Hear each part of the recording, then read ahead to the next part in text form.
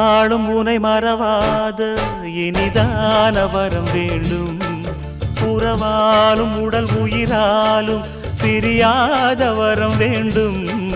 விழியோடு இமை போலே விலகாத நிலை வேண்டும். இணையான இளமானே துணையான இளமானே, இணையான இளமானே துணையான இளமானே.